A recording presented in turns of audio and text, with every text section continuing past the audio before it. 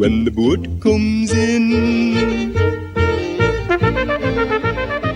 The second episode of When the Boat Comes In really centres around this kid who Bella and Bill take in. I mean, it's kind of reluctant from Bill, isn't it? He doesn't really want to help out, to be honest.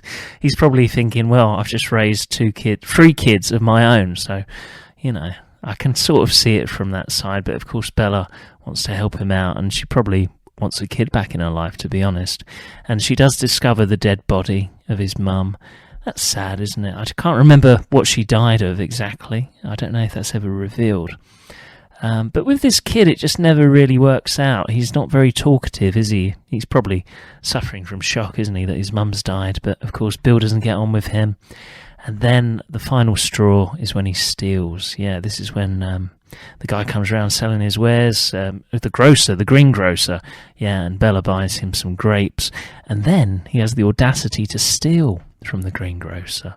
So, yeah, it never really worked out, did it? I mean, she took him to the fair to begin with.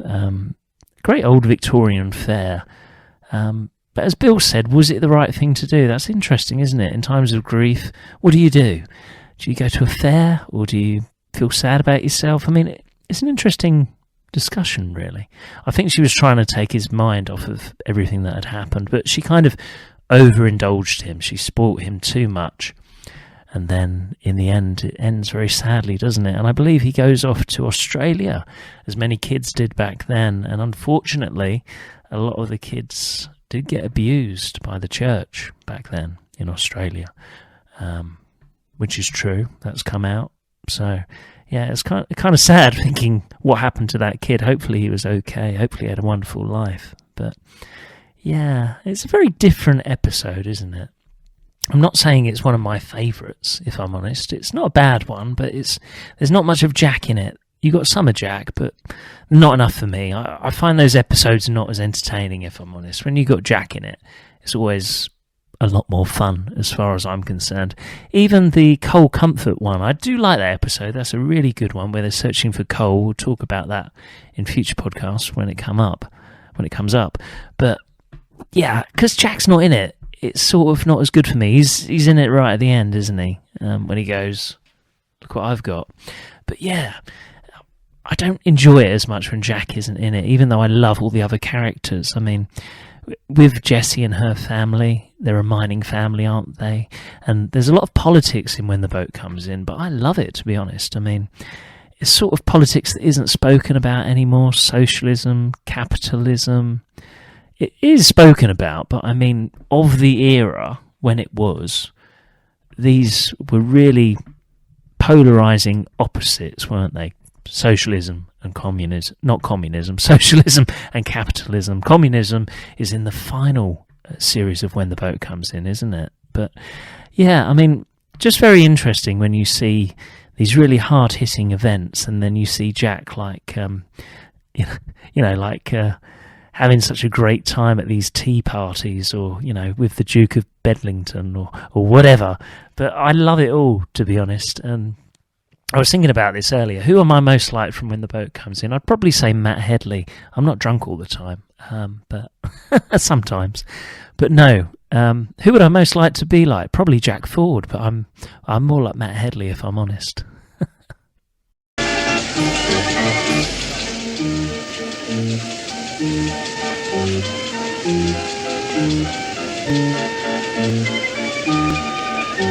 I would say this is one of my least favourite episodes, just for the reason that Jack isn't in it, and it's very different, isn't it? It doesn't really address the mining issues or anything to do with Jack. It's all about this kid. I mean, it's not a terrible episode, don't get me wrong, but it's not one of my favourites. I think Bella is brilliant in it, though, the actress who plays Bella. I think she's one of the best characters, if I'm honest. But in this episode, this is the only episode where you're sort of like, what are you doing? She sort of really overindulges the child. I understand, because he just lost his mum. She's probably trying to take his mind off of it. But it just doesn't work out, does it? She takes him to the fair, first of all. Is that the right thing to do, you know, after somebody's died? Bill didn't think so. But then again, like I said, I think she was trying to put it out of his mind. And yeah, it just keeps going wrong, doesn't it, with this kid? He doesn't talk a lot, probably suffering from shock, to be fair. But of course, Bill doesn't get on with him. They needed to bond, didn't they? If they would have bonded, then he could have stayed, probably, if he would have been a bit better at that. And then, of course, the final straw, the nail in the coffin, is when he steals from the greengrocer. Yeah, and Bella buys him some grapes. Obviously, must have been a lot of money back then. It does make you very grateful for things, doesn't it, when the boat comes in? I think it does. I mean, grapes. These days, grapes are very cheap, aren't they? But obviously back then, they must have cost a fortune. So, yeah, she buys him these grapes, and then he still has the audacity to steal from the greengrocer, which is totally unforgivable, isn't it?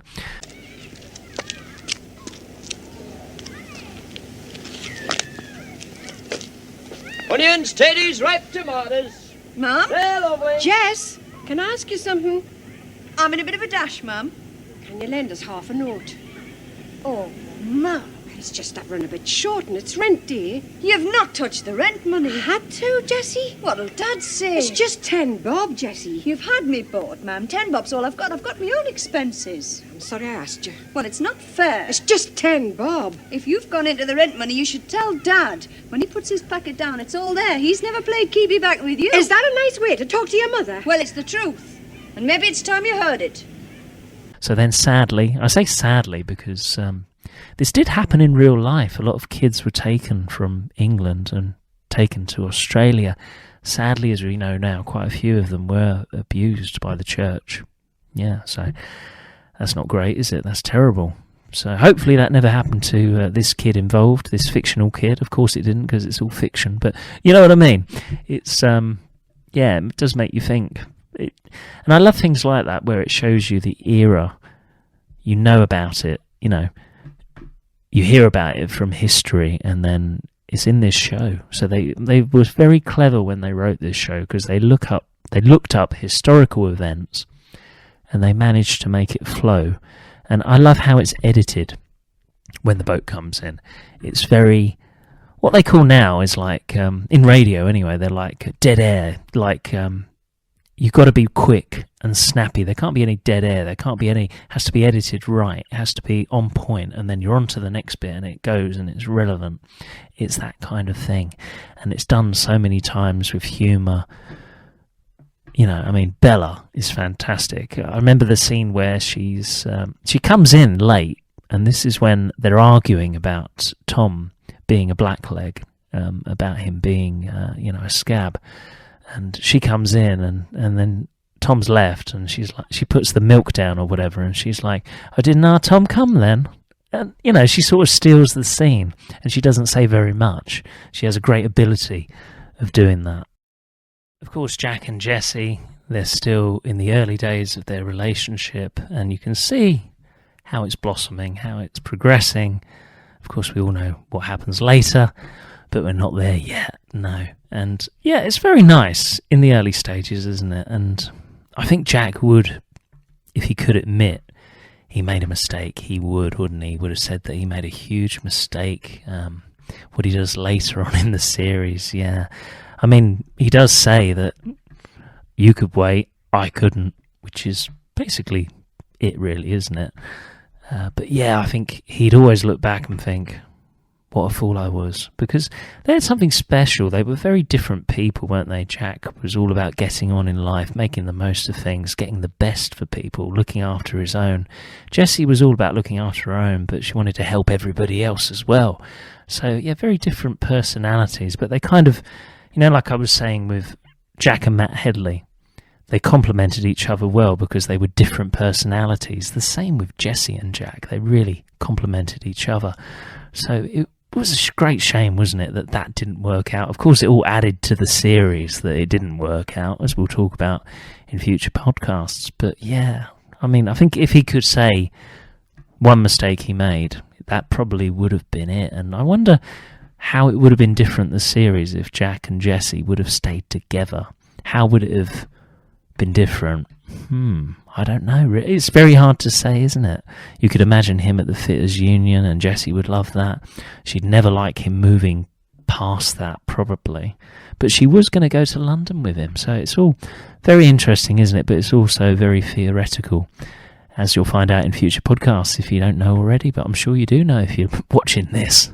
Politics is about shaking off the past. So you tell me. But do I get a kiss? Can't you be serious? I am being serious. You're never serious.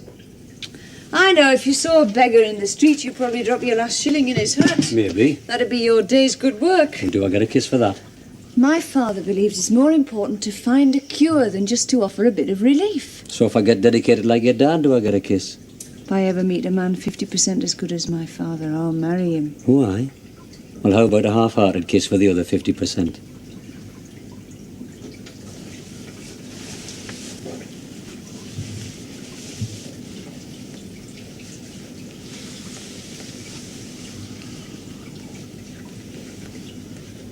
I think what I'll do as well is after I've talked about each episode from every series of When the Boat Comes In, I'll do an order of my favourites and my least favourites.